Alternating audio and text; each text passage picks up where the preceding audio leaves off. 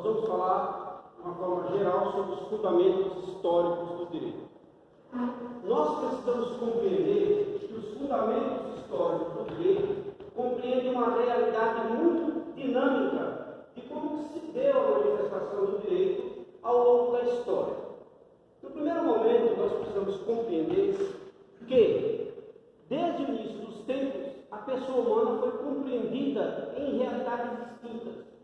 As pessoas viviam em pequenos agrupamentos, em clãs, em tribos, e em razão disso, e por força dessa realidade de vivência, elas desempenhavam suas funções nesses agrupamentos. Não se pode falar que o direito arcaico, propriamente dito, havia regras jurídicas. Porque, na verdade, o que havia? Havia a centralização das decisões nas mãos daquele que representava esses agrupamentos, ou esses clãs. Aparece aqui na história do direito arcaico a figura do pater família, que não é propriamente o pai de família, mas é o chefe da tribo, o chefe do agrupamento. Portanto, era este chefe de família que geria as coisas da família, ele decidia o que era para ser feito, o que não era, ele declarava o direito, declarava a guerra e celebrava a paz. Significa o quê? Que ele fazia tudo. No clã, na comunidade ou no agrupamento, é ele que resolvia. As regras de direito contam o direito arcaico que se manifestavam no usos e costumes. Então, aquilo que era decidido nas primeiras comunidades eram transmitidas de geração em geração, de tempos em tempos, fazendo criar a regra costumeira. Não se fala, portanto, em direito propriamente dito, direito arcaico, porque o direito foi sendo manifestado, foi sendo construído ao longo dos tempos. Ok?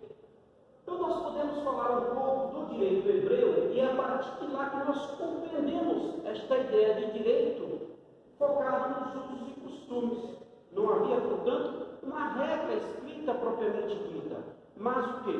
Mas um direito centralizado na ideia de que o que era decidido era transmitido oralmente, era transmitido pela palavra oral e não pela lei escrita, porque nesse momento ainda não havia. Se nós formos e avançarmos para o direito grego, portanto, na Grécia, nós vamos encontrar a Grécia como sendo uma sociedade arcaica evoluída. Claro que ao falarmos disso, nós precisamos dividir em dois momentos. No primeiro momento, nós temos um direito grego, onde as regras jurídicas eram extremamente rígidas. Nesse primeiro momento, aparece a figura do legislador Drácula, que criava essas regras com cunho de grande rigidez. Havia muitas penalidades para as pessoas que descumpriam essas regras de direito. E, portanto, as pessoas não tinham uma liberdade para poder manifestar a sua vontade. O tempo passou, evoluiu a sociedade grega, e num momento mais avançado, conheceu-se uma norma mais humana, uma norma capaz de poder enxergar na sociedade a vontade de seu povo. E, portanto, nós estamos falando aqui do legislador Solon, que é um legislador mais humano. É ele que vai considerar a liberdade das pessoas, vai produzir uma norma mais clara, uma lei mais humana e, portanto, capaz de acolher a manifestação da vontade das pessoas. Lembramos também que está no direito grego a base da fundamentação da filosofia humanística antiga e que legou para as sociedades posteriores às atuais aquilo que nós temos de compreensão do que é realmente a filosofia e o pensamento filosófico. Daí nós lembrarmos de Sócrates, de Platão, de Aristóteles, que muitas vezes não eram apenas filósofos, pensadores, mas eram matemáticos, eram cientistas, eram pessoas muito envolvidas no campo da sociedade, na política e na filosofia. Por isso que Grécia é, para o conhecimento humano, o espelho da humanidade. Partindo da Grécia, se nós formos ao Egito, nós vamos encontrar também uma ideia de direito costumeiro, mas com uma vertente diferenciada do direito grego, em especial. Por quê?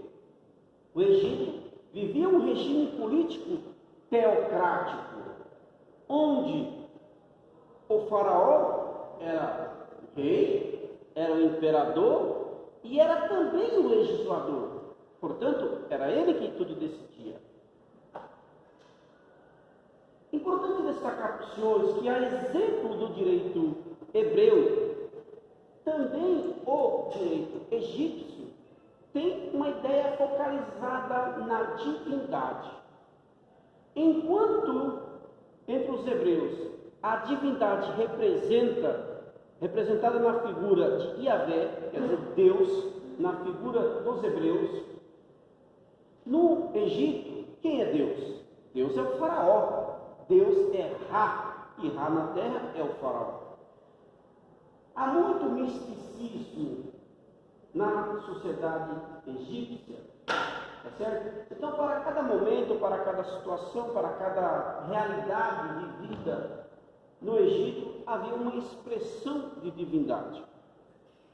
Então, nós temos o governo teocrático, expressada na figura do faraó, e, portanto, o poder centralizado em suas mãos.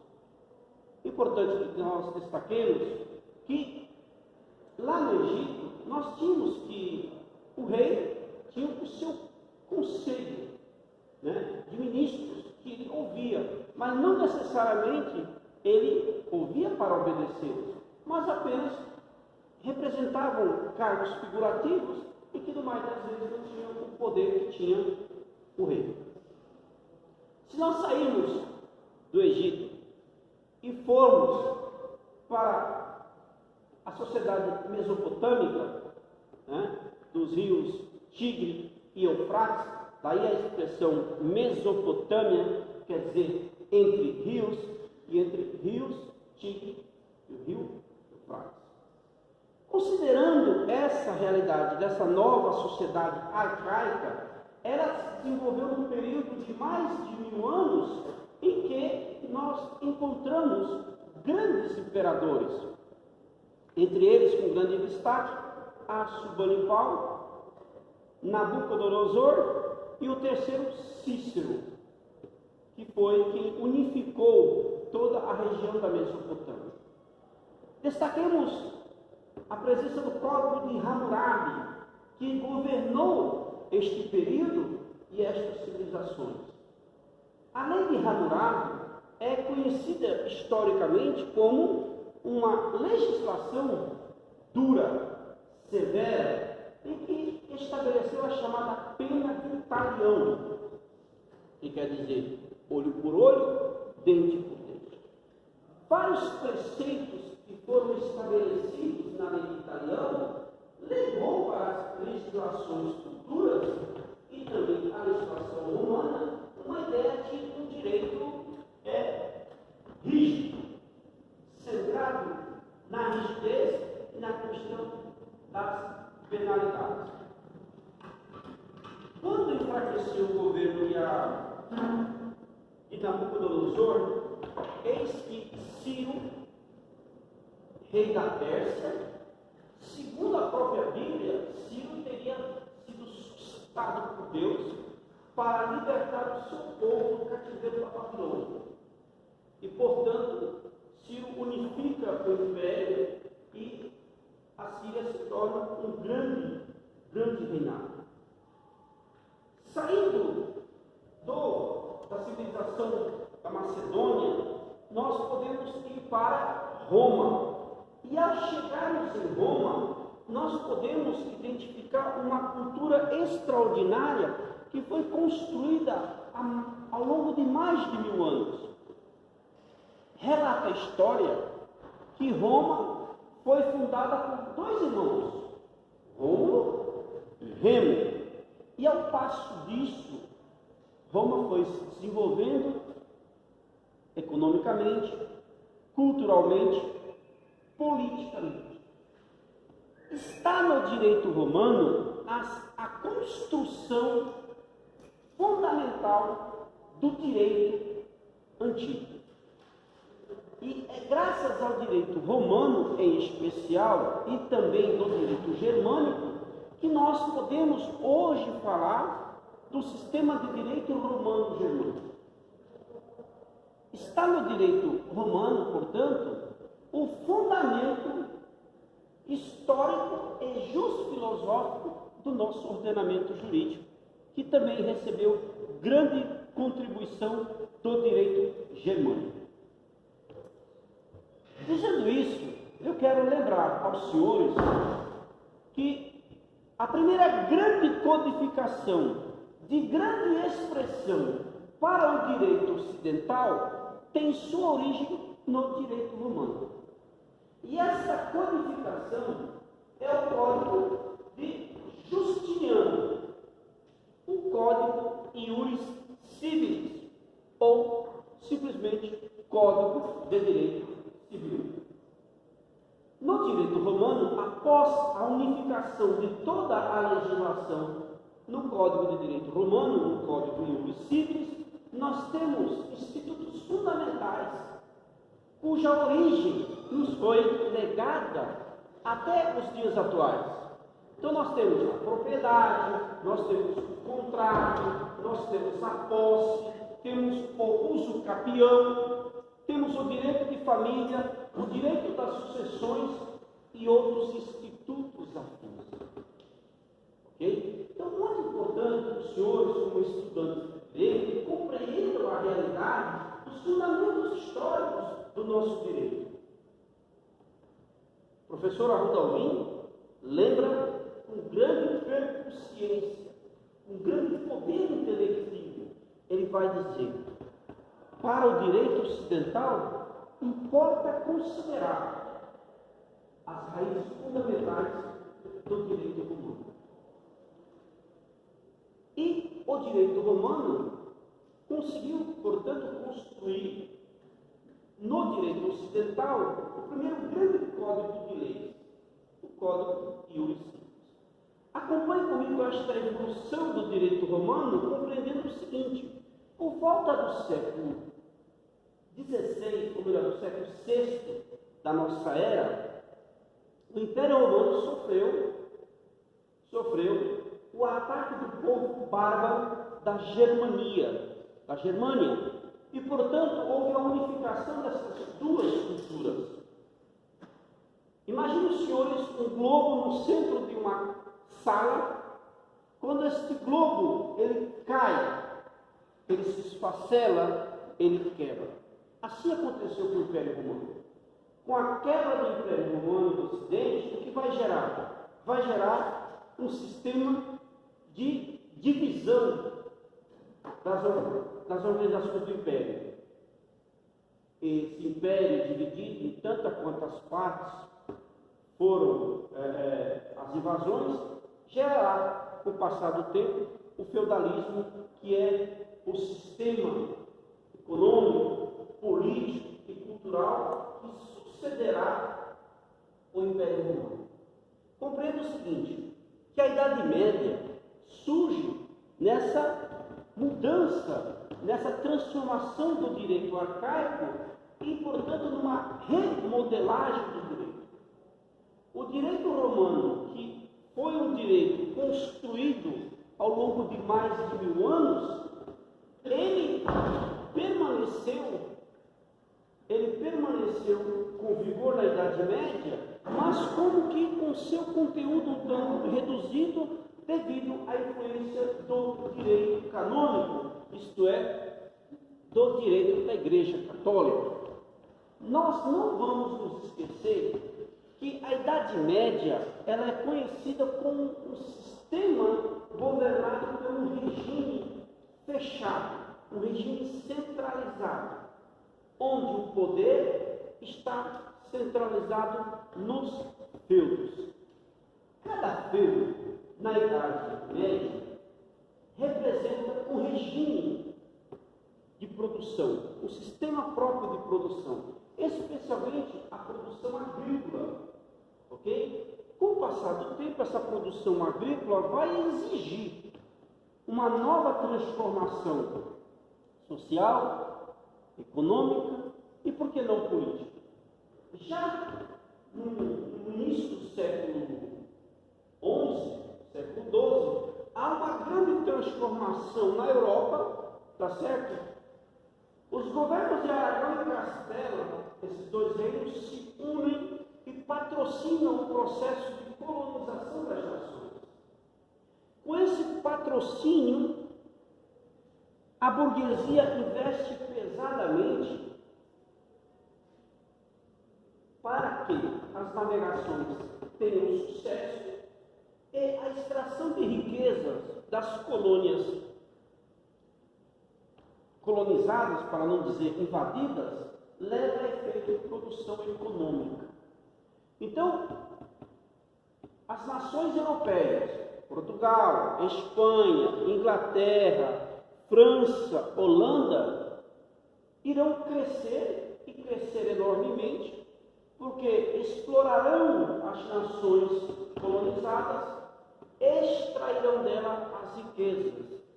Nós sabemos que, em especial nas Américas, o processo de colonização se deu um processo escravocrata. Ou seja, as pessoas aqui existentes, fossem elas primitivas, eram escravizadas e usadas como instrumento do capital dessas colônias. Muito bem, o tempo passou.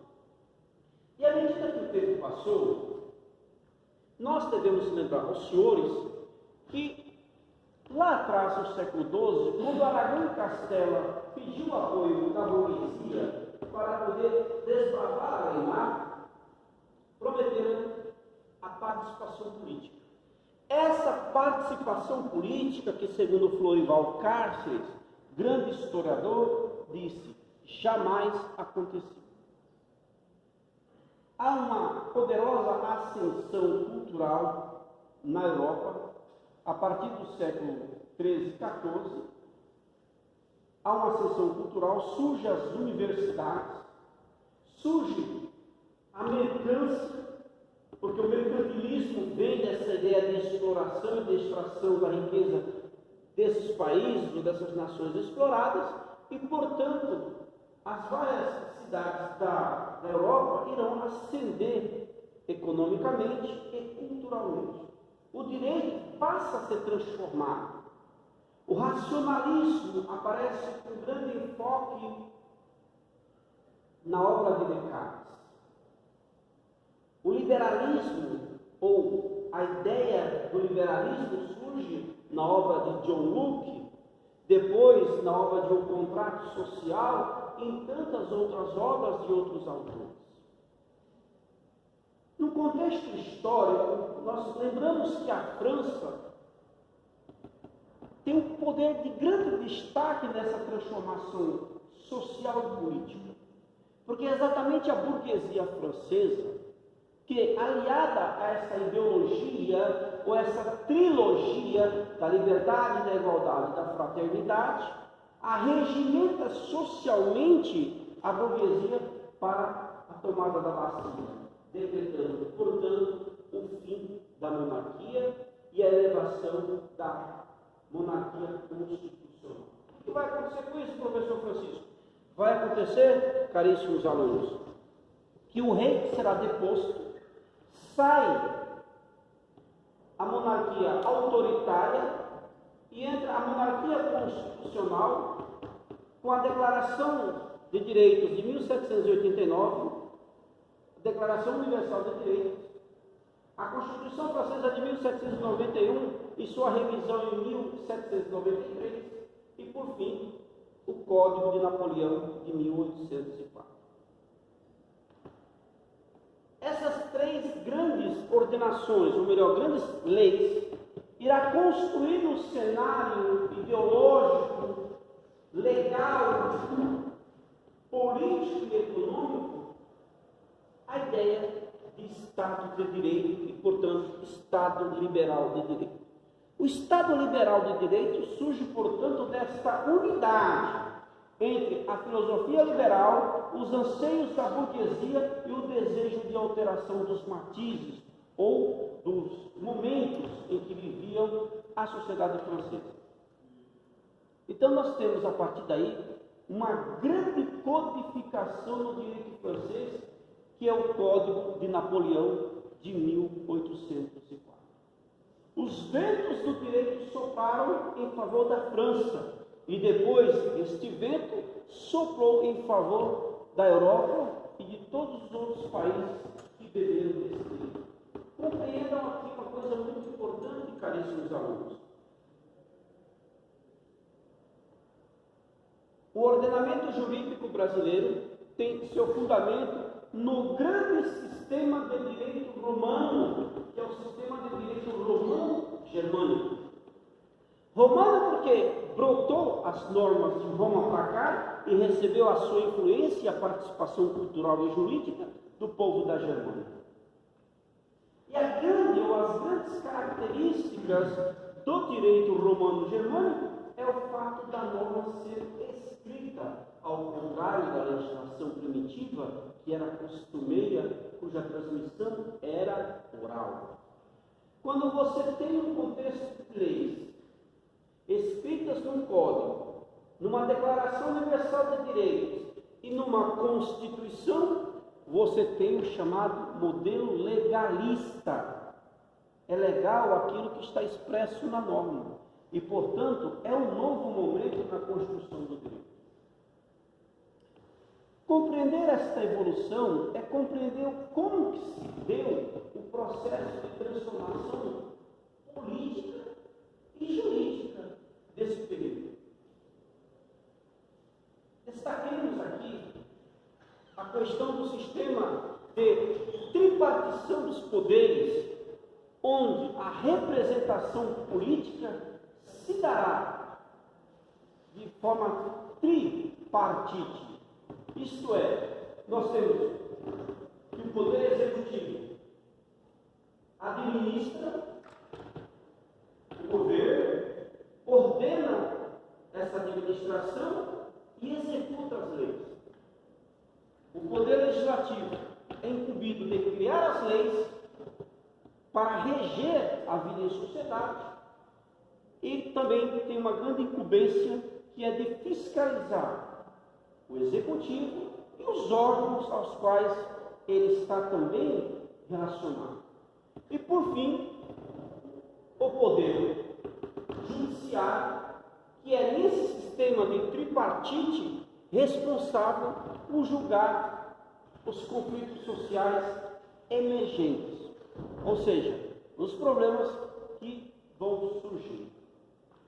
Destacamos aos senhores, neste momento, que há um sistema de pesos e contrapesos nessa tripartição dos poderes. Por que, professor Francisco José?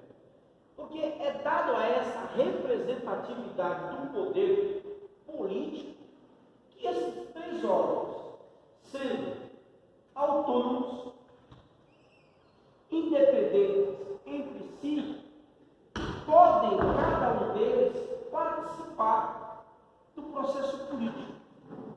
Cada um com as suas atribuições definidas num contexto da Constituição, mas cada um deles também responsáveis por fiscalizar a atuação de um órgão de justiça. Dito isso, nós vamos recordar um fator muito importante, que aquilo que foi produzido pela Revolução Francesa, portanto, o Estado liberal e o direito liberal, serviu muito bem à classe burguesa. a liberdade e a fraternidade foram muito bem usados pela burguesia, mas a fraternidade nem lá, nem aqui. A Revolução Francesa produziu grandes bênçãos no cenário do século XVIII e XIX, bênçãos para a burguesia, e produziu grandes desgraças para a imensa maioria do povo pobre e dos trabalhadores do meio rural e também do meio urbano. Fruto disso foi o que, professor? Fruto disso foram as grandes conturbações do cenário europeu do fim do século XVIII e XIX, consequentemente, o surgimento de doutrinas como o comunismo, o socialismo, o anarquismo e a doutrina da função social da Igreja. Esse caldo teórico, científico, cultural transformará no início do século XX o direito, recebendo o conteúdo social e abraçando os princípios de direito fundamental, dando maior valor à pessoa humana, aos seus direitos e às suas garantias. É claro que a Primeira Grande Guerra Mundial indiretamente contribuiu para isso, porque precisou do legislador, especialmente aquele da Constituição de Weimar, de 1919, ou melhor, isso mesmo, de 1919, fizesse uma grande leitura e uma grande compreensão para buscar as causas e as consequências de tanta desordem e de tantas desgraças no fim do século XIX. Teve, igualmente, grande importância a Constituição do México de 1917, que trabalhou os direitos fundamentais, especialmente a propriedade privada, garantindo, ao lado da Constituição de Weimar, o direito do cidadão também adquirir essa propriedade privada. A doutrina da função social da Igreja, do Papa Leão XIII, de 1891, teve grande conteúdo na criação da norma jurídica e certamente inspirou os legisladores de Weimar a transformar mais uma vez o Estado e o seu modelo jurídico, de liberal para social e de social para democrático e de democrático para funcional de direito estruturante. Espero, portanto, que com esse breve resumo os senhores possam ter mais luzes para se preparar para a nossa próxima prova. Um grande abraço a todos, muito obrigado.